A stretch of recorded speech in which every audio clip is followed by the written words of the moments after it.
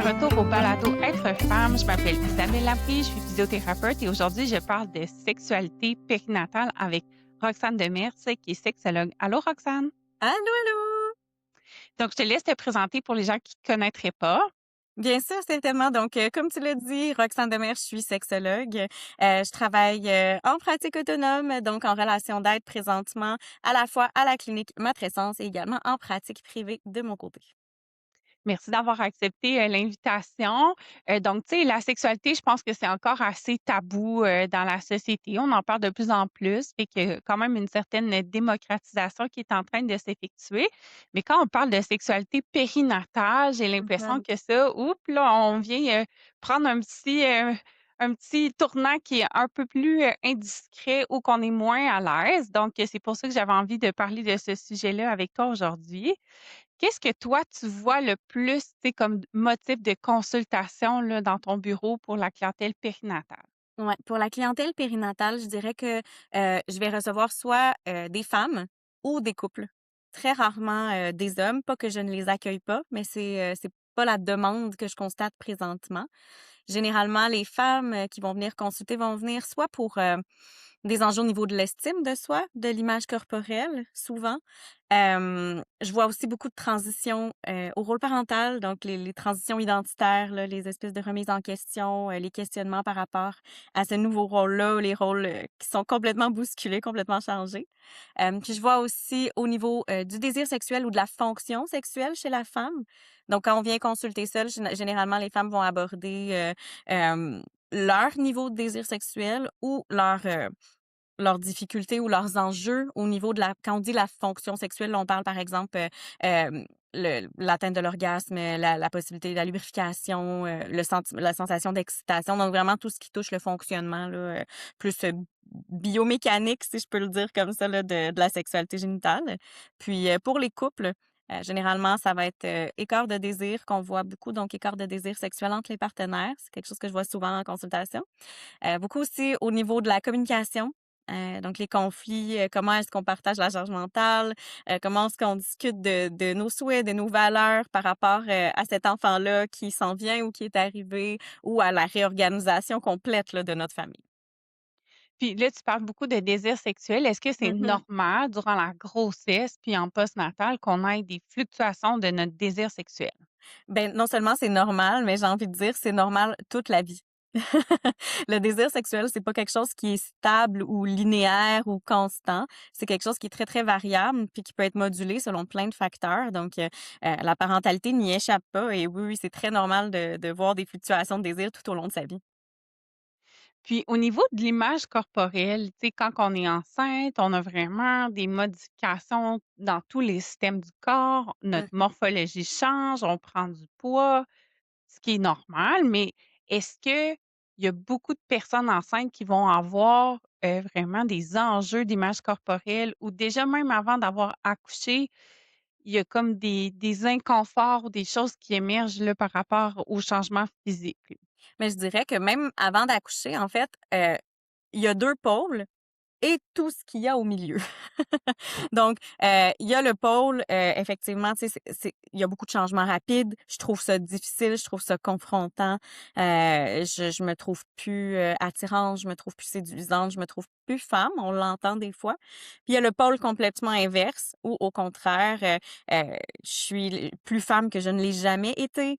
Pour moi, la maternité, c'est que beau, c'est que magique, mon corps qui change, est miraculeux. Donc il y a vraiment ces 2 extrêmes-là et tout ce qui se trouve au milieu. Donc à mon sens, tout ça fait partie de la normalité de l'expérience au niveau de l'image corporelle en période périnatale, mais je vois un peu de tout ça, ouais, dans mes consultations.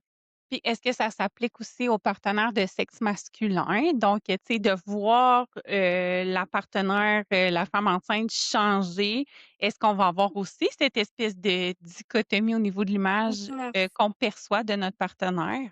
C'est sûr que ça peut arriver. Je te dirais que, tu disais au début de l'épisode que c'est quand même encore tabou la sexualité. Je dirais que cet aspect-là, est probablement le plus tabou d'entre tous. Ou en tout cas, un des plus tabous parce que je pense pas qu'il y en a seulement un là, mais, oui, bien évidemment que de voir sa partenaire changer peut être difficile pour une personne, peut être confrontant, hem et ça peut effectivement mener à certains questionnements ou certains réajustements. C'est très peu nommé. C'est très peu nommé. Il y a quelque chose de délicat aussi là-dedans. Parce que, tu sais, on veut pas blesser l'autre, tu sais, si notre perception change, que ça vient influencer notre désir, j'imagine qu'on veut pas blesser. Est-ce que tu encourages les gens à en parler? Puis comment on fait pour en parler, pour ouvrir cette discussion-là sans que ça soit comme, je sais pas, un reproche ou quelque chose qui est un peu teinté de jugement? Mmh. Ah, c'est vraiment intéressant comme question. Je te dirais que j'ai pas eu à l'expérimenter encore avec des clients. Certainement que j'irais me chercher des informations à ce sujet-là ou j'irais, carrément demander de la supervision si ça devait émerger. Parce qu'à l'heure actuelle, c'est pas quelque chose que j'ai eu à accompagner des clients à nommer. Je le perçois parfois dans le discours, je l'entends, les sous-entendus, mais, ça a pas émergé encore que j'ai dû l'accompagner. Donc c'est une question qui reste encore très abstraite même pour moi, puis j'irais certainement me chercher, du soutien à ce sujet-là pour faire sûr de d'amener les personnes à communiquer de la bonne façon. Mais j'ai l'impression que c'est plus commun qu'on pense, hein, parce que comme tu Mmh. dis, des fois, on l'entend un peu, tu sais, c'est teinté dans le discours ou carrément, tu sais, dans la dynamique de couple, dans les interactions qu'il peut y avoir entre les partenaires aussi. Mmh. Et donc, je pense que ça serait intéressant, tu sais, d'avoir un peu l'audace ou le courage là, d'aller discuter de ça quand on perçoit qu'il y a cet enjeu-là, soit au niveau personnel ou au niveau de la relation de couple. Est-ce qu'il y a une façon de se préparer au changement, que la maternité, la parentalité, la matrescence, la parentessence va amener, au niveau de relationnel avec, son ou sa partenaire? Est-ce qu'on devrait se préparer à ça ou on laisse aller le le flow, puis s'il y a des problématiques qui apparaissent, là, on peut aller consulter? Moi, je fais partie de ceux qui croient que la prévention sera toujours notre meilleur allié. Je pense que si on discute de certaines choses avant qu'elles se présentent, ça peut faciliter certaines transitions. Par contre, c'est important de comprendre qu'on pourra jamais tout prévoir. On peut pas savoir comment notre accouchement va se dérouler. On peut pas savoir, quelle réaction on va avoir à la période postnatale ou même en prénatal ou même peu importe la période. C'est très dur de prédire quelle réaction on va avoir, quel impact ça va avoir sur nous, sur notre identité, sur nos émotions, sur, notre niveau de désir sexuel. Donc, c'est dur de tout prévoir, tout ça. Et je pense que si un couple souhaite s'y préparer, c'est de rester dans les grandes lignes, c'est de rester dans les questions, plus fondamentales au niveau, par exemple, des valeurs ou au niveau de ce qui a de l'importance pour soi, s'assurer que ce soit clair dans le couple, notre vision, par exemple, du couple, notre vision de l'intimité, tu sais, de miser tout de suite sur les renforçateurs, mais en gardant quand même en tête une bonne flexibilité. Parce qu'il y aura beaucoup de zones qui n'auront pas été couvertes, même avec la meilleure préparation du monde. C'est ça, il y a une partie qu'on peut pas prévoir, puis on sait pas comment ça va se passer, puis on sait pas comment notre corps, notre psychologique, notre désir, tout ça, ça va fluctuer dans le temps. Est-ce que en termes de redéfinition des rôles, c'est quelque chose aussi qu'on peut, tu sais, discuter en amont, puis de dire, ben moi, je me perçois, tu sais, je me projette de telle façon, j'aimerais est-ce qu'on peut exprimer nos désirs, tu sais, parce qu'on fait souvent une liste de souhaits de naissance, là, un plan de naissance, mais est-ce qu'on peut se faire une espèce de liste de souhaits postnataux pour la relation, l'intimité, la sexualité? Tout à fait, mais je pense que ce sera toujours pertinent que d'avoir un dialogue ouvert à ces sujets-là. C'est quand on parle, par exemple, de qu'est-ce qui favorise, un couple qui se sent bien, un couple qui a un plus haut niveau de satisfaction, généralement, c'est que le dialogue est ouvert, là. Fait je pense que c'est important, oui, de l'ouvrir en prénatal, heu, mais en vraiment en gardant en tête la flexibilité. Parce qu'on peut avoir une très bonne idée, une idée très claire de ce qu'on souhaite et là, finalement, arrive notre enfant et il y a plein de choses qui se passent pas comme on l'avait imaginé. Puis là, je le dis, que ça peut être autant à l'agréable qu'au désagréable, là. Mais il peut y avoir, plein, plein, plein de choses auxquelles on n'avait pas pensé ou qui se passent pas comme on l'avait imaginé ou espéré. Parce qu'en fait, souvent, ce qu'on imagine ou espère, c'est basé sur ce qu'on connaît de la parentalité.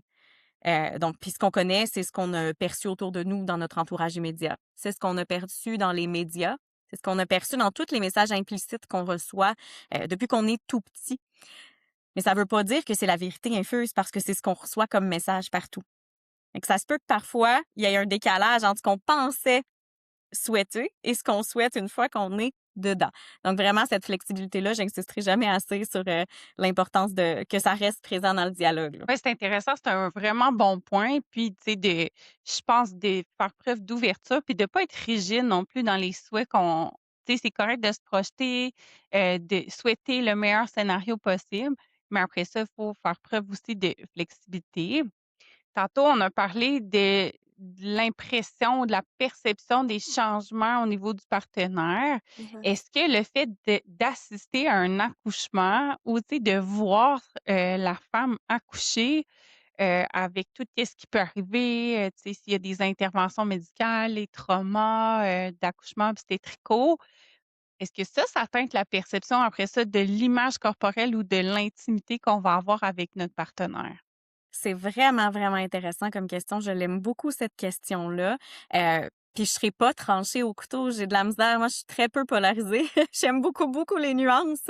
Je pense que ça peut avoir effectivement, une influence ou teinter l'expérience sexuelle, mais ce n'est pas un absolu.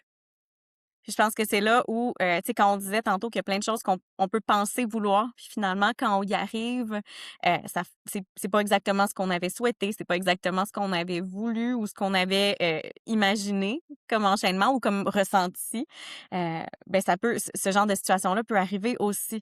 Fait que je pense qu'il y a certaines personnes pour qui ça n'aura pas d'influence, puis certaines autres pour qui il va y avoir une influence.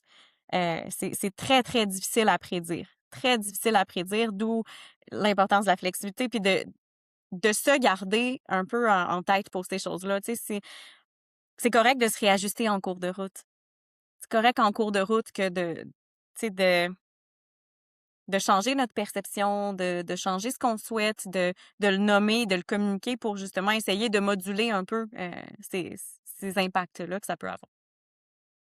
Puis moi, comme physio-périnéale, ce que je vois, tu sais, relativement fréquemment, c'est qu'en postpartum immédiat, ça va être justement la personne qui a accouché qui va avoir plus d'enjeux de réappropriation de la région, tu sais, urogénitale, si on veut. Le fait Mhm. que justement, s'il y a eu des déchirures, Ouais. épisiotomie, utilisation d'instrumentation, tu sais, qu'il y a eu de la douleur, qu'il y a eu un trauma, à la limite, associé à ça. Est-ce que toi, comme sexologue, tu accompagnes, tu sais, les personnes qui ont accouché dans ce processus de réappropriation? On redéfinit, tu sais, parce qu'il peut y avoir des changements aussi anatomiques qui vont survenir suite à un accouchement. Qu'est-ce que tu conseilles, en postpartum? Ouais, c'est ça aussi, c'est quelque chose qu'on voit quand même beaucoup. Après un accouchement, on entend beaucoup de femmes dire, tu sais, que la zone, vaginale est rendue quasiment médicale. Donc c'est une zone qui a été tellement, étudiée, regardée, touchée, mesurée, donc mettre insérer ici toutes les statistiques scientifiques qu'on utilise pour mesurer l'évolution d'une grossesse. Ça passe beaucoup par la vulve, le vagin, toute la zone, reproductive, là, féminine. Donc il y a parfois cette association-là. Donc, des fois, oui, il y a un travail à faire de déconstruire un peu cette association-là en réassociant de façon progressive l'idée de la découverte, du plaisir, de la curiosité par rapport à son propre corps en période là, postpartum. Au même titre, là, mettons les femmes qui allaitent, pardon. Tu sais qu'avant, par exemple, la poitrine, c'était une zone plus érogène qui était associée à la sexualité. Quand on allait puis que ça devient vraiment comme pour subvenir aux besoins de notre enfant, puis qu'on est, tu sais, à la limite surstimulé par ça, là, parce qu'il y a des bébés qui sont souvent, souvent, souvent au sein dans une journée. Oui. Comment on fait pour être capable de garder un peu la poitrine dans notre intimité ou de Mhm. se réapproprier ça? Est-ce que c'est normal, tu sais, qu'il y ait une période où c'est comme, moi, je suis juste tannée, tu sais, de me faire stimuler les seins tout le temps. Est-ce que c'est correct de l'admettre aussi? Tout à fait. Mais je vais commencer par dire, tu sais, à répondre à la question, est-ce que c'est normal? Moi, j'ai envie de dire oui, mais en même temps, j'ai la normalité très flexible. Pour moi, il y a beaucoup de choses qui sont normales, surtout en sexualité. Euh, quand on parle, je vais toujours dire aux gens que tout le monde a à l'intérieur de soi une espèce de thermomètre au toucher. un thermomètre au tactile. Puis passer un certain cap qui est différent pour tout le monde, là, c'est pas le même cap pour tous, on tombe dans une espèce de zone où on est surstimulé et où chaque toucher devient trop à gérer pour notre corps, pour notre système nerveux, pour nos sens, là. C'est trop, c'est envahissant. Hem et souvent, c'est une zone qu'on va découvrir, cet envahissement-là, en périnatalité, parce que justement, il y a un nouveau petit humain qui nécessite énormément de contact physique. Et même qu'on allaite ou qu'on n'allaite pas, cet enfant-là va avoir besoin de beaucoup de soins, de câlins, de portées, de... Tu sais, tous ces déplacements sont inhérents à nos bras, là, dans la première période de sa vie. Fait que c'est quelque chose qu'on voit beaucoup, là, la surstimulation, puis l'idée que le tactile devient à la limite envahissant. Donc, il y a quand même quelque chose de rassurant par rapport à ça, c'est de se dire, tu sais, l'enfant n'aura pas besoin d'autant de soins physiques toute sa vie. Donc, cette proximité-là très forte, là, c'est quelque chose qui est amené à se moduler, qui est amené à se modifier au fil de la vie. Pas que notre enfant n'aura pas de câlin à 10 ans, il va en avoir encore, mais il y aura moins de proximité permanente et surtout, elle sera moins euh, essentielle. Tu sais, un petit bébé de 3 mois qui se mobilise pas au sol, si on veut le changer d'endroit, ben c'est nous qui devons le mobiliser. À 10 ans, il se mobilise seul s'il veut changer d'endroit. Donc, il y a des choses qui vont se moduler. Fait que ça, c'est vraiment intéressant. Après ça, pour l'aspect plus zone érogène que peut être la poitrine, j'ai envie de dire qu'en fait, c'est la prémisse de base qui est à modifier. On a associé la poitrine comme la seule et unique zone érogène. Mais dans les faits, toutes les zones du corps peuvent être des zones érogènes. Toutes les zones du corps. Donc, il y a une question de curiosité puis de découverte à ça aussi, de savoir, tu sais, moi, en tant que personne qui possède la poitrine, quelles peuvent être mes autres zones érogènes. Puis des fois, ça nécessite une petite exploration solo pour comprendre quelles sont ces zones érogènes-là ou une exploration avec un partenaire qui peut être guidé. Donc, vraiment axé sur une découverte de quelles peuvent être les autres zones qui me font du bien, qui me font plaisir, puis qui sont pour moi associées à une réaction sexuelle. Je vais revenir à la surstimulation parce que je pense que c'est beaucoup de nouveaux parents là, vont vivre ça, entre Oui. autres, tu sais, la personne qui allait.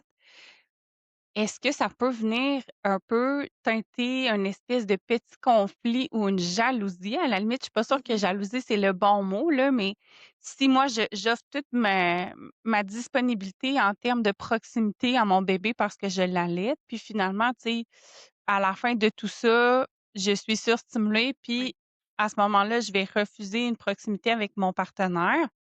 Est-ce qu'il peut y avoir une espèce de petite compétition ou de climat de jalousie qui s'instaure pour dire: «Ben, tu es jamais disponible pour moi, puis, ben, finalement, tu sais, tu priorises le bébé». Est-ce que Oui. c'est sain ou c'est malsain de penser comme ça? Ah oui, ça, c'est effectivement quelque chose qui se produit, pas toujours, mais qu'on voit souvent. Puis moi, j'ai envie de dire que j'ai beaucoup d'empathie pour ce partenaire-là. Beaucoup, beaucoup d'empathie. Hem, on était dans un rôle de partenaire, où on avait, pas pas d'entrave. Donc la proximité, la connexion se faisait un peu à tout vent, se faisait un petit peu à tout moment. Et effectivement que quand un bébé arrive dans la diade, dans la famille, ça crée un remaniement de tout ça et ce bébé-là, pour survivre biologiquement, il a besoin d'un adulte attentif, présent à ses soins et biologiquement, l'adulte, qui l'a porté va souvent être, connecté au niveau des neurones et tout ça pour répondre à ce besoin-là. Ce qui fait comme une espèce de et je dis vraiment des généralités parce qu'on s'entend que, un parent adoptant peut aussi, développer ces connexions-là. Un parent non porteur peut aussi développer. Donc je fais vraiment des généralités là ici. Hem, mais oui, va, être attentif et développer, une importance biologique, là, c'est inné chez l'humain adulte, là, de s'occuper de cette progéniture-là pour qu'elle survive. Parce que le but du cerveau, c'est de survivre. C'est sa seule, son seul but dans la vie, là, c'est d'assurer la survie de l'espèce humaine. Donc en s'occupant de ces poupons-là, on survit en tant qu'humain. Ça devient facile, après ça, de faire l'association que l'autre adulte humain avec nous est en mesure de gérer. Il en a pas besoin biologiquement, pour survivre, comme un bébé, par exemple, a besoin de contact pour survivre. Il y a pas le même besoin, de survie. Donc ça devient parfois, simple de faire cette cette espèce de coupure-là, puis de dire, ben moi, je suis surstimulée. Mon enfant en a besoin pour survivre, donc je vais avoir moins de disponibilité pour mon partenaire. Fait que j'ai beaucoup d'empathie pour le partenaire qui reçoit ça, qui est relayé un peu au rang de tu gères tes propres besoins. Fait que c'est vraiment pas une situation confortable, ni pour un, ni pour l'autre, j'ai envie de dire. D'où l'importance de garder le canal de communication ouvert, là. C'est des choses qui peuvent se nommer puis qui peuvent se négocier. Élabore un peu sur la négociation parce que, tu sais, moi, comme personne qui a déjà Oui. allaité, qui était Mmh. surstimulée, il y a beaucoup de culpabilité aussi qui vient avec ça. Tout à Donc, fait. tu sais, c'est correct d'en discuter, mais négocier, j'ai besoin Mmh. que tu m'expliques parce que moi, j'étais pas très négociable. Oui, tout à fait. En fait, je pense que c'est vraiment important de faire la distinction entre négocier et subir une pression. Il y a vraiment Ouais. une distinction super importante entre les 2. Quand la communication est constructive, la négociation va davantage ressembler à, heu: «Écoute, dernièrement, tu sais, je sens vraiment qu'on a une déconnexion, toi et moi. Je trouve ça difficile, ça me fait de la peine, puis ça me fait sentir insécurisée dans notre relation. J'aimerais ça qu'on discute de façon qu'on pourrait établir une connexion ensemble». Ce à quoi l'autre partenaire peut répondre: «C'est vrai que ça doit vraiment pas être facile de se sentir comme ça. Je peux m'imaginer me mettre à ta place, puis je me sentirais probablement moi aussi grandement insécurisée. De mon côté, les toucher présentement, c'est vraiment pas possible parce que je me sens moi-même grandement irritée juste par mes vêtements ou à la fin d'une soirée», tu sais? De mon côté, tu sais, peut-être que je pourrais t'offrir un petit peu plus de mots d'affection ou de démonstration verbale. Est-ce que c'est quelque chose qui pourrait présentement te satisfaire pour une transition? Puis l'autre personne: «Ah, ben, de façon temporaire, oui, mais j'aimerais ça qu'on le revisite dans quelques temps. Je pense pas que ça va être suffisant sur le long terme», tu sais? Donc, de vraiment avoir ce genre de communication où chacun est en mesure d'énoncer c'est quoi son besoin, puis l'autre va l'entendre, mais pas nécessairement piler sur son besoin, mais plus comment je peux rejoindre l'autre avec ma disponibilité en ce moment. C'est ça, puis tu sais, on pense souvent à, l'acte sexuel, là, mais Ouais, c'est pas juste ça, tu sais, l'intimité, ça peut être nourri de différentes façons. Et tu sais, quand moi j'allaite l'enfant là, puis que là, il fait des tétés groupés là, toute la soirée là, puis que, tu sais, je suis pas disponible pour rien d'autre, mais tu sais, peut-être de me préparer une petite collation ou de venir t'asseoir avec nous, tout à tu fait. sais, qu'on aille une discussion, tu sais, j est-ce que tu as d'autres exemples de comment nourrir la relation intime, mais en dehors des actes sexuels? Ouais, ben, ça, c'est vraiment je trouve que c'est de l'exploration puis c'est du essai-erreur pour chaque couple et je donne très rarement des exemples parce que, ma réalité n'est pas la réalité du couple devant moi et la réalité du couple devant moi n'est pas la réalité de celle du couple à côté. Fait que j'encourage beaucoup les couples à trouver justement leur moment de connexion dans le quotidien et ça aussi, tu sais, c'est quelque chose qu'on doit souvent déconstruire parce que quand on parle de moments pour reconnecter ou de temps ensemble, les couples vont souvent imaginer, un week-end d'évasion dans un chalet où ils font garder un enfant, par exemple, ou, une sortie au restaurant, avec un bon verre de vin. Mais c'est pas toujours accessible à toutes les familles, ces gros événements-là, que ce soit pour des enjeux financiers, pour des enjeux de réseau de soutien social ou pour tout autre enjeu qui fait du sens pour cette famille-là. Fait que c'est pas toujours accessible. C'est pour ça que j'aime pas vraiment donner des trucs ou des conseils. J'encourage plutôt les couples à observer leur environnement. Observez votre quotidien. Regardez qu'est-ce qui est accessible pour vous. Est-ce que ce qui est accessible pour moi, c'est 5 minutes le matin pendant qu'on brosse les cheveux de notre enfant? Ben là, on est capable de se parler. Est-ce que ce qui est accessible pour moi, c'est, le samedi matin pendant le cours de danse, je le sais qu'on peut s'asseoir dans les estrades puis parler un petit peu, juste se regarder dans les yeux, puis avoir une conversation sur autre chose que notre parentalité, tu sais, sur nos souhaits, sur nos désirs, sur nos ressentis, sur notre quotidien, personnel là, qui implique pas la parentalité. Fait que c'est du essai-erreur. Du essai-erreur au niveau de qu'est-ce qui peut nous permettre de reconnecter. C'est intéressant. Puis, tu sais, je pense que, ton exemple du chalet ou du resto, ces choses-là, c'est bon parce que souvent, c'est qu'on le met à l'agenda puis on se dit: «Ben là, c'est prévu, fait qu'on est obligé de le faire».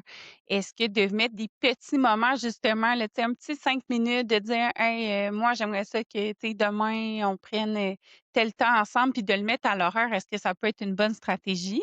Oui, tout à fait. Je pense que de se le mettre à l'horaire, c'est une bonne idée. Même dans une certaine mesure, la sexualité aussi, là, ça peut être planifié. On a grandement glorifié la spontanéité, mais c'est pas toujours réaliste, la spontanéité, puis c'est pas gage de satisfaction puis de bien-être non plus.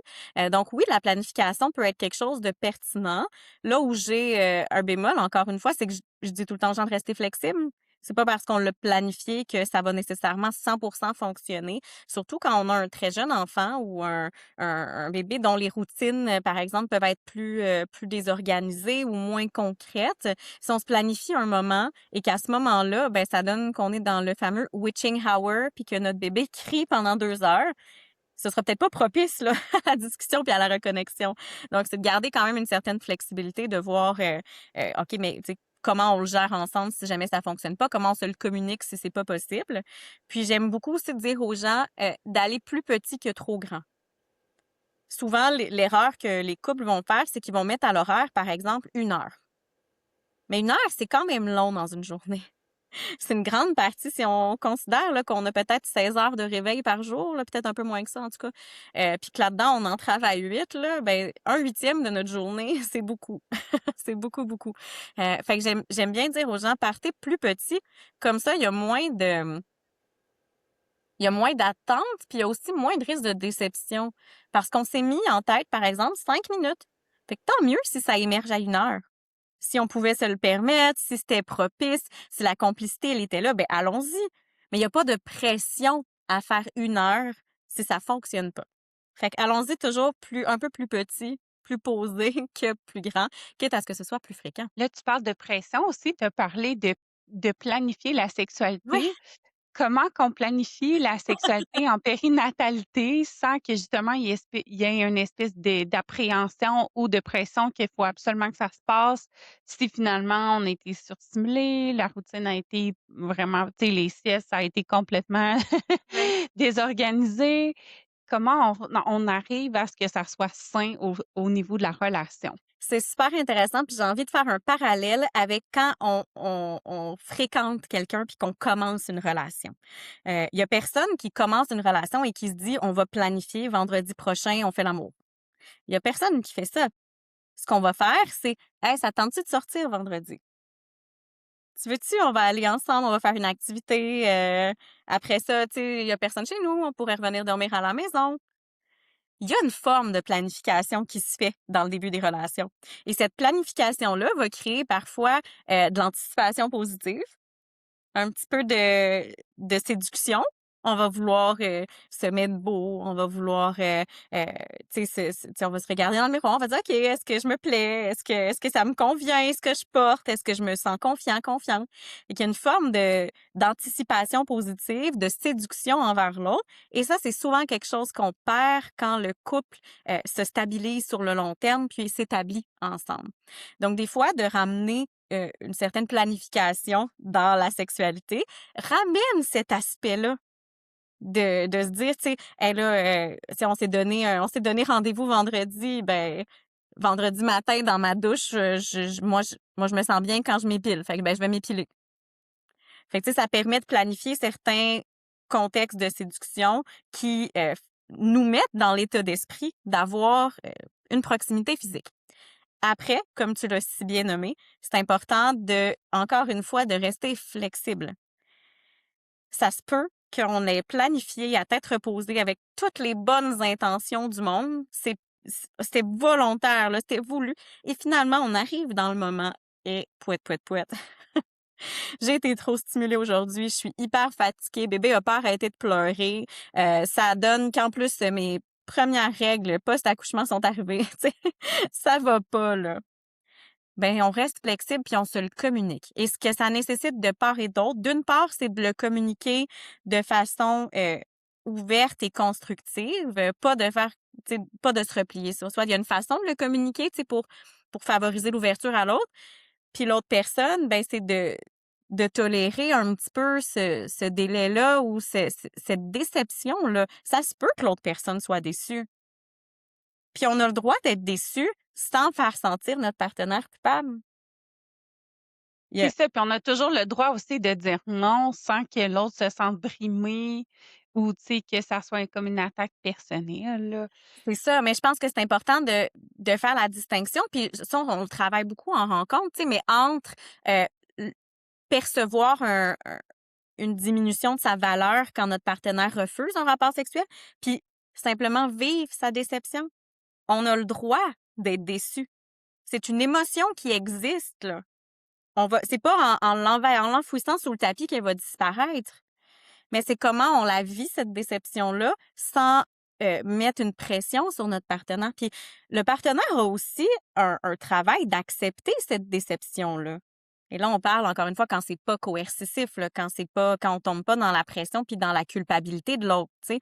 Mais ça se fait d'accueillir la déception de notre partenaire, d'être un petit peu empathique puis de se dire ouais, cette personne-là avait imaginé une proximité puis ça lui faisait du bien. Fait que c'est décevant d'y mettre fin. Ça veut pas dire qu'on doit revenir sur notre décision si on n'en a pas envie. Mais c'est juste de négocier un petit peu, encore une fois, euh, nos besoins versus nos émotions dans le moment. J'avais parlé avec une autre sexologue, là, Lucie Robichaud, sur un autre épisode précédent par rapport au désir. Puis on avait parlé du concept de frein puis d'accélérateur là, Ouais. de Emily Nagoski. Là. Oui! Ce que j'entends, c'est que ça s'applique aussi à la périnatalité. Donc, ton exemple, là, c'est qu'on se met un moment à l'agenda, on se prépare, on se met beau. Bien, ça, c'est tous des accélérateurs du désir. Puis là, ben, les premières menstruations postnatales, ça peut être un frein. Fait que je pense que, tu sais, c'est bien de pas oublier qu'il va toujours avoir des éléments qui vont faire que ça va faire fluctuer le désir, puis qu'il va y avoir des facilitateurs, puis aussi des décélérateurs, de notre propre désir, aussi au niveau relationnel. En postnatal, on entend aussi souvent parler des changements hormonaux. Donc, tu sais, il y a un concept là aussi que j'avais discuté avec une physio-périnéale dans le deuxième épisode, là, Chloé Roy-Richard, qui s'appelle le syndrome génito-urinaire de l'allaitement, qui s'apparente au syndrome génito-urinaire de la ménopause. Donc, avec la chute des estrogènes, entre autres quand on allaite, puis il peut y avoir de la sécheresse vaginale, il peut y avoir, tu sais, c'est ça, un petit peu moins de désir, des choses comme ça. Aussi pour les partenaires de sexe masculin, on entend souvent que, tu sais, quand il y a l'ocytocine qui va être sécrétée pour favoriser l'attachement avec le bébé, ben, on peut avoir une chute aussi de la testostérone. Est-ce qu'on se limite à aux explications hormonales pour tout ce qui est la période postpartum ou il y a vraiment d'autres choses à considérer en termes de désir sexuel? Généralement, là, quand les gens viennent me voir, ils veulent des réponses sur les hormones. C'est un peu rassurant parce que ça nous éloigne de la pathologie. C'est un peu, c'est les hormones, c'est biologique. Mon corps est en réaction. Fait que les gens cherchent beaucoup à entendre des réponses au niveau des hormones. Euh, les hormones ont leur rôle à jouer dans le désir sexuel et, comme tu l'as dit, dans la lubrification vaginale. Beaucoup. Ça, c'est sûr, c'est indéniable. On a de la littérature sur ça, on le sait. Mais ce que j'explique souvent, moi, je parle très peu d'hormones avec mes clients. Je vais plutôt amener l'effet, tout le reste, en fait. Tous les autres facteurs qui peuvent moduler le désir sexuel ou la fonction sexuelle. Euh, donc, les hormones existent, là, puis il faut pas les oublier. Mais je trouve que c'est un raccourci très rapide que de dire c'est les hormones, c'est la faute des hormones si mon niveau de désir est complètement différent de ce qu'il était. On vient de subir une transition très puissante, là. Tous nos rôles de vie ont changé en un claquement de doigts, en une naissance, en un moment très court là, dans la période de notre vie. Ça pourrait être normal que d'autres éléments viennent influencer le niveau de désir sexuel, là, que ce soit les transitions de rôle, comme je le dis, que ce soit le manque de sommeil, l'idée de la surstimulation qu'on a parlé un peu plus tôt, que ce soit le stress, la fatigue, la charge mentale, que ce soit aussi parfois nos conceptions ou nos idées par rapport à la sexualité. Tu sais, je pense entre autres, puis j'en parle souvent, là, ceux qui me connaissent vont m'avoir entendu le dire déjà, mais l'idée de l'opposition entre la madone et la putain, qui est une conception un peu sociale de la sexualité des mères, là, c'est que l'idée que dans les yeux de la société ou des autres autour de nous, il ne pourrait y avoir que deux catégories où placer les femmes. D'une part, la madone, qui est la bonne mère, celle qui prend soin, qui se dévoue corps et âme, qui s'oublie là, complètement dans sa maternité pour cette progéniture-là. Évidemment, cette image-là, là, la madone, elle est pas désirable sexuellement, là, elle est quand même assez puritaine. Puis à l'opposé, il y aurait la putain, qui, elle, serait très frivole, très investie dans sa sexualité, très peu axée sur le maternage ou les soins. Elle serait excessivement désirable sexuellement, beaucoup moins comme partenaire de vie. Cette idée-là, il y a personne qui va la dire mot pour mot comme ça, mais c'est quelque chose qu'on perçoit dans toutes les images qu'on reçoit depuis toujours en lien avec la parentalité, la maternité. Et même toi, au début de l'épisode, tu l'as dit, on dirait qu'il y a un tabou supplémentaire quand on parle de sexualité en périnatalité. Donc, tous ces messages-là, on les reçoit, on les intègre à l'intérieur de nous et des fois, on se les approprie. Donc, ça aussi peut faire de se dire, ben, elle est où la place de la femme sexuelle si je souhaite être une bonne mère? Quelle place je peux lui accorder sans limiter les soins à mon enfant? C'est un peu ça qu'on entend dans le discours, là.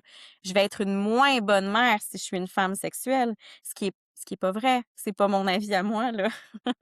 Au contraire, mais c'est un peu cette image-là qu'on a. Fait il y a vraiment énormément de choses autres que les hormones qui peuvent être explorées avec une personne pour qui le désir sexuel est un questionnement, là. Mais je pense que, tu sais, on en parle tellement pas que quand on devient parent, c'est comme si: «Ah, ben oui, coudonc, la sexualité, tu Ouais. sais, on s'était peut-être pas préparé à ça, puis, ben, c'est vrai que ça va être différent», Mhm. puis mais c'est comme si justement, tu sais, ton exemple de la madone puis de la putain est super bon parce que on a tellement intériorisé que, beh, fallait devenir, tu sais, présente là, avec toutes les théories de l'attachement, la Mhm. parentalité bienveillante, de proximité.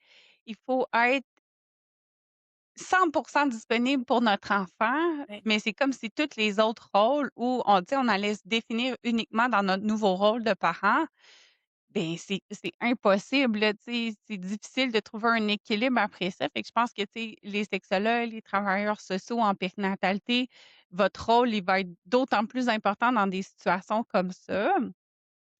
Est-ce qu'on a aussi, tu sais, des consignes ou des généralités là, qu'on peut appliquer à la reprise de la sexualité plus pénétrative là, Mhm. en postnatal, fait que pour un accouchement vaginal ou encore pour une césarienne? Est-ce qu'on a des grandes lignes là, qui nous disent, ben, il faut attendre un certain temps ou dès le lendemain, c'est correct? Ouais. Il y a effectivement des grandes lignes qui existent, puis j'aime beaucoup que tu aies précisé des fonctions, des rapports sexuels pénétratifs, parce que les lignes directrices qui sont sorties ou qui sont émises présentement, c'est dans le but de favoriser la santé reproductive, donc la santé de tout le système reproducteur féminin. Donc, on le sait que lorsqu'on accouche, le placenta, en se décollant, va laisser une plaie euh, au niveau de l'utérus, plaie qui va devoir se cicatriser. Le col utérus aussi là pour ceux qui connaissent pas nécessairement le visuel de l'utérus, le l'utérus c'est comme une espèce de forme d'entonnoir et au bas il y a comme un cylindre si on peut dire là, un col. Et pendant l'accouchement ben le cylindre va à la fois se rapetisser, donc ça c'est ce qu'on appelle l'effacement et également s'ouvrir là, le col. Donc ça on va parler plus de la dilatation. Donc quand on vous parle par exemple de t'es dilaté à 4 centimètres, ben c'est que le col utérin est dilaté environ à 4 centimètres. Donc ça, c'est ce qu'on va dire. Donc, le, le muscle utérin est un muscle très fort, là, mais il reprend pas sa place tout de suite au moment de l'accouchement, là. Donc, le col va rester partiellement ouvert et on se rappelle qu'il y a une plaie à l'endroit où le placenta était attaché. Donc, le risque de reprendre des rapports pénétratifs, qu'il y ait éjaculation ou non, c'est qu'une bactérie entre à l'intérieur de la cavité vaginale et pénètre l'utérus, créant ainsi une infection de l'utérus. Qui est difficilement détectable, qui peut être très douloureuse. Puis, tu sais, par exemple, une infection sur la peau, hein, on peut le traiter localement, mais une infection de l'utérus, on ne va pas aller appliquer une crème à l'intérieur, là. Donc, c'est plus difficile d'aller traiter. Donc, les recommandations, c'est important de comprendre qu'elles existent pour ça. Fait qu'à la question, tu sais, j'ai beaucoup de personnes qui vont me dire, par exemple, ah, mais on met un préservatif. Donc, il n'y a pas de risque. Il n'y a pas de danger. Il y a une protection barrière entre le pénis puis le vagin. Il y a quand même un risque parce que le condom va avoir été manipulé avec des mains. Les mains sont d'importants vecteurs de bactéries. Fait que je le recommande pas non plus. Fait que, tu sais, généralement, ce que les professionnels de la santé vont dire, tu sais, c'est modulable, là, ça dépend, mais on entend beaucoup le 6 semaines. On l'entend souvent. Je vous recommande à tous ceux qui écoutent en ce moment de vraiment vous fier à votre professionnel de la santé. C'est la personne la mieux outillée pour vous conseiller par rapport à la reprise des rapports sexuels en période postnatale. Généralement, on va parler du 6 semaines parce que c'est dans les études ce qui a démontré au niveau de du col qui se referme et de la cicatrisation de la plaie. Donc, ce serait à ce moment-là plus difficile qu'il y ait une infection. Fait que c'est c'est une longue explication, mais pour illustrer un petit peu, elle sert à quoi cette recommandation et pourquoi elle est là et pourquoi surtout c'est l'aspect pénétratif qui est en jeu ici. Fait que si une personne ressent l'envie ou le désir d'avoir des rapprochements physiques qui n'impliquent pas une pénétration, c'est pas impossible si le professionnel de la santé dit qu'il y a pas de souci. Qu'on ait eu une césarienne ou qu'on ait eu un accouchement là, vaginal. Fait que c'est vraiment plus à ce niveau-là. Puis, tu sais, on apporte quand même la nuance que le 6 semaines est une recommandation et pas une obligation. Donc, c'est pas parce que ça fait 6 semaines que tout est beau, tout est guéri, vous êtes maintenant prêt. Donc, ça se peut que la plaie de césarienne soit encore sensible, douloureuse, au toucher physique, mais également au niveau plus émotif, psychologique. Là. Ça se peut que cette zone-là soit encore une zone difficile à explorer. Au niveau de la vulve, tu sais, c'est possible qu'il y ait encore des enjeux au niveau soit de la cicatrisation ou des sensations ou de la douleur, de la cicatrice. Fait que c'est pour ça que je dis, tu sais, c'est vraiment important de comprendre que le 6 semaines, c'est pas un absolu. C'est une recommandation pour la santé physique. Après, de un, à chaque personne son histoire médicale, donc vraiment valider avec votre professionnel de la santé. De deux, valider avec comment vous vous sentez, où êtes-vous par rapport avec votre niveau de d'aisance avec la reprise des relations sexuelles. Et là, j'ai l'air biaisé, là, mais je conseille également toujours à mes personnes qui ont accouché de consulter là, en physiopérinéale en lien avec la reprise là, des relations sexuelles. C'est super pertinent. Oui, c'est ça, je vais prêcher pour ma paroisse Oui, aussi. Ce que j'entends aussi, là, c'est que même la sexualité en solo, dès qu'on insère quelque chose dans la cavité vaginale, à ce moment-là, il y a un risque d'infection. Fait que ce soit les doigts, un objet sexuel, un vibrateur, peu importe. oui. Fait qu'il faut quand même faire preuve de prudence. Tu sais, pour la césarienne aussi, je pense qu'il y a certaines précautions supplémentaires qui s'ajoutent, entre autres, avec la suture, tu sais, de l'aponévrose. Les gynécologues, ils vont recommander peut-être d'attendre plus autour de 2 mois, mais comme tu dis, là, c'est vraiment de consulter son professionnel. Habituellement, il va y avoir un suivi postnatal qui va se faire autour justement des 6 semaines. En physio-périnéale, on peut quand même consulter avant ça parce qu'on n'est pas obligé de faire un examen interne, hein. Fait qu'il y a plein d'autres choses qu'on peut faire, entre autres pour optimiser, la réparation des tissus, pour la gestion de la douleur, pour la reprise, ne serait-ce que de marcher. Donc, tu sais, on n'est pas obligé d'attendre le 6 semaines pour venir en physio-périnéale. Pour la consultation en sexologie, c'est quoi le meilleur moment où est-ce que, c'est faut attendre ou dès qu'on a un besoin, en fait, on peut consulter? Je te dirais que ça dépend vraiment de l'enjeu, mais il y a un facteur important à prendre en compte aussi que les gens parfois vont oublier, là, c'est mon niveau de disponibilité. Tu sais, quand on consulte en sexologie, moi, je travaille en relation d'aide. Donc, ce que je fais, c'est essentiellement, tu sais, c'est soutenir les gens dans leur réflexion, c'est les amener à se questionner, à réfléchir, à se positionner, tu sais, m'assurer que leur réflexion est complète ou, tu sais, amener certains éléments de connaissance des fois. Mais faut savoir que si la personne vise un changement, il y aura des mises en action nécessaires. Donc, s'il y a pas de disponibilité, c'est difficile de mettre des choses en action. C'est un suivi, tu sais, qui demande du temps, qui demande de l'énergie émotionnelle aussi. Ce qui est sûr, par contre, c'est que si on tu sais, c'est un peu un couteau à double tranchant. Si on attend trop, c'est plus difficile à déconstruire certaines choses. Fait que, tu sais, c'est de trouver un petit peu, l'équilibre. Hem, il y a possibilité aussi de s'adapter là-dedans, tu sais, de se dire: «OK, ben, tu sais, je commence à un processus, mais tu sais, on y va au rythme selon ma disponibilité en ce moment». Puis on n'est peut-être pas au début dans les grosses mises en place de changement. On est peut-être juste dans l'accueil, dans la compréhension, dans le soutien, heu, qui est déjà beaucoup qui est déjà, beaucoup. Donc, tu sais, j'ai des personnes qu'on peut suivre, par exemple, en prénatal et qu'on va suivre directement après l'accouchement aussi, là. C'est des choses qu'on voit, des fois d'avoir un espace, neutre, sécuritaire où juste se déposer notre vécu, déposer nos craintes, nos peurs, nos inquiétudes, puis être entendu. dans ces inquiétudes-là, être validé dans ces inquiétudes-là. Des fois, ça peut faire toute la différence plutôt dans l'expérience, périnatale. D'autres choses qu'on voit aussi dans la période postpartum qui sont relativement fréquents, là, c'est toutes les descentes d'organes, donc les prolapsus des organes Mmh. pelviens, les incontinences Oui. urinaires, parfois fécales aussi, surtout si on a eu des déchirures, de grade 3 ou 4 là, fait vraiment qui sont allées jusqu'au sphincter de l'anus. Je pense que ça reste tabou aussi, tu sais, quand on parle de reprise de la sexualité, Ouais. puis qu'on a des symptômes pelviens, urinaires. Est-ce que c'est quelque chose que vous discutez en sexologie, hein? Ça peut arriver, oui, effectivement, quand ça émerge. C'est quand même, tu sais, je sais pas toi dans ton bureau, mais moi, je trouve qu'il y a quand même un côté plus commun que ce qu'on le pense au niveau des descentes d'organes, surtout les grades qui sont moins visibles. Il y a quelque chose de très, très, très répandu. Euh, donc, c'est quelque chose qu'on voit effectivement. Après, ben, il y a une question de confort. Donc, tu sais, c'est quand je disais tantôt de garder la discussion ouverte, de parler, tu sais, c'est des sujets qui sont peut-être, tu sais, difficiles à aborder, mais je pense qu'il valent la peine d'aborder avec notre partenaire si on se sent suffisamment en confiance dans la relation là, pour le faire, bien évidemment. Euh, pour tout ce qui est exploration sexuelle, ben, tu sais, encore une fois, on invite les gens à vraiment créer des solutions adaptées à leur réalité. Donc, une personne, tu sais, on va regarder, par exemple, s'il y a une descente au niveau utérin, ben tu sais, expliquer à la personne que parfois, pendant la phase d'excitation, l'utérus va remonter un petit peu.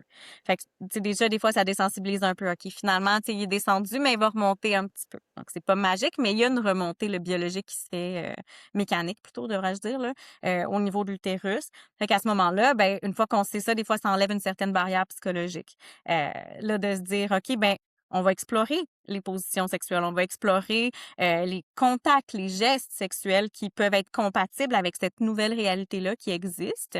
Puis à tout moment, évidemment, si on a des inquiétudes là, plus par rapport à la santé, à la fonction vraiment directe, ben, c'est de consulter son professionnel de la santé. Mais il y a des choses qui sont possibles de mettre en place pour quand même vivre une très, très belle sexualité, très satisfaisante, très agréable, tu sais, qui nécessite de la curiosité, de l'exploration, de la découverte, puis tout ça est lié à beaucoup de plaisir, là.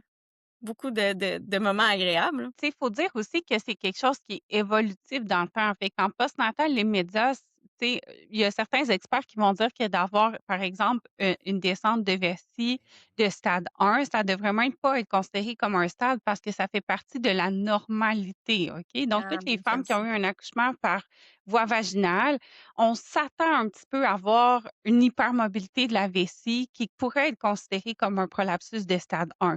Fait que je pense qu'il faut aussi faire attention au discours puis aux mots qu'on utilise, plutôt que de dire: «Tu as une descente de vessie», mais on peut essayer de justement normaliser ça, dire que, ben, dans les premières semaines, dans les premiers mois, ben, on voit ça assez fréquemment, mais que ça peut changer aussi avec le temps. Il y a plein de facteurs qui vont influencer ça.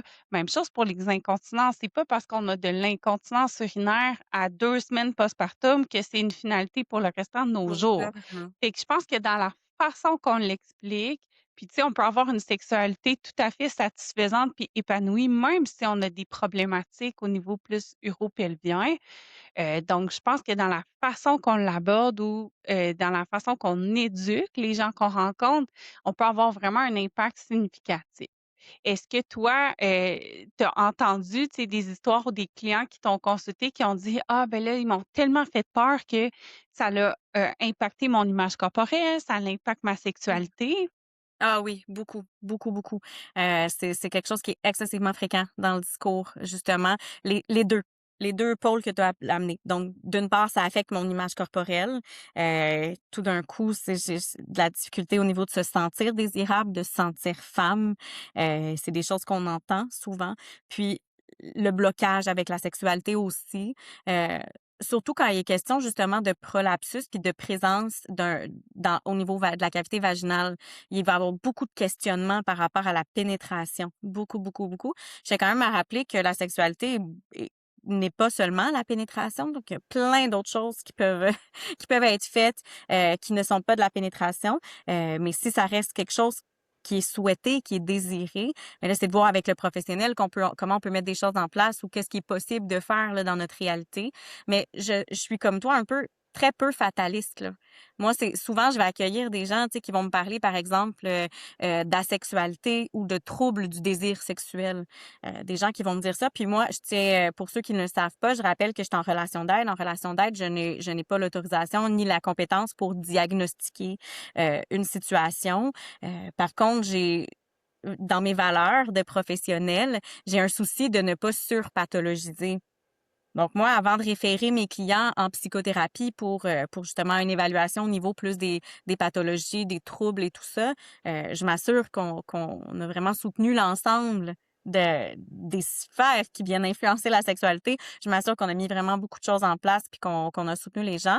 Mais il y a effectivement cet enjeu-là que tu nommes là, de surpathologisation un peu, tu sais, de se dire tout devient, par exemple, une descente, tout, tu sais, alors qu'il y a une variation de du désir sexuel, de la vie sexuelle qui est excessivement normale dans la vie de chaque individu. Il faut pas oublier qu'il y a plusieurs personnes qui vont vivre avec des descentes d'organes sans même le savoir en prénatal, hein. Donc Mhm. là, c'est parce que le contexte fait qu'on se fait évaluer dans cette région-là, mais tu sais, peut-être qu'on l'avait déjà, notre petite descente de vessie avant, puis qu'on Ouais. fonctionnait tout à fait normalement, puis qu'on avait une très belle sexualité aussi.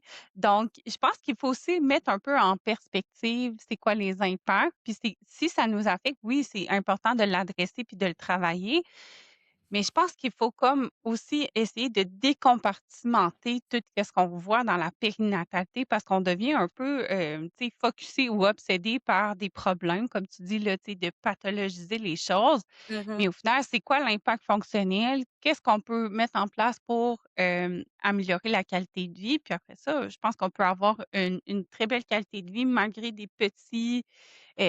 petites variations de la normale par-ci par-là. Ouais. Pour conclure sur le sujet de la sexualité périnatale, là, ça serait quoi tes grands conseils ou tes grands, souhaits par rapport, à l'émancipation sexuelle périnatale? Ah ouais. J'aimerais vraiment que ce soit plus accessible de parler de sexualité, puis qu'on s'entende collectivement sur c'est quoi la sexualité. On nous a vendu un script que la sexualité, c'est la pénétration du pénis dans le vagin jusqu'à l'éjaculation. C'est pas le seul script qui existe. Il y en a des dizaines de milliers d'autres scripts. J'aimerais ça qu'on puisse en parler, qu'on puisse s'entendre là-dessus, puis se dire que il y a rien de plus normal dans la vie humaine que la sexualité. Ça fait partie de l'expérience de chaque humain. Puis à mon sens, ça mérite d'être discuté, d'être accueilli, d'être exploré au même titre que toutes les autres sphères de la vie humaine. Ouais, je suis d'accord avec ça. Puis tu sais, de trouver c'est quoi notre propre formule à nous aussi, hein. D'arrêter de se comparer puis de se mettre une pression de performance, puis Mhm. de trouver un juste milieu dans c'est quoi que moi, ça me rejoint dans mes valeurs, puis je pense d'avoir vraiment une belle communication aussi avec notre partenaire. Donc si on veut te trouver sur les réseaux sociaux ou te consulter, Roxane, à quel endroit, tu es rejoignable? Oui, je suis présente, un petit peu plus pour de l'information ou des contacts très brefs, là, pas pour de la consultation, bien évidemment, sur les réseaux sociaux. Donc, Facebook, Instagram, Roxane Demers, sexologue. J'ai également un site web là, où il y a des informations pertinentes sur mon travail, sur ma façon de fonctionner, puis également les formulaires de contact pour prendre rendez-vous avec moi. Puis c'est www.rdsexologue.com. Merci beaucoup, Roxane. C'était super intéressant. J'ai appris plein de bonnes informations. Puis, c'est ça, j'espère que les gens vont être moins gênés d'aller consulter ou d'en parler même avec leur entourage, avec leurs partenaires. Fait que bravo pour ton travail de démocratisation de la sexualité. Merci, merci beaucoup de m'avoir reçu. C'était vraiment agréable.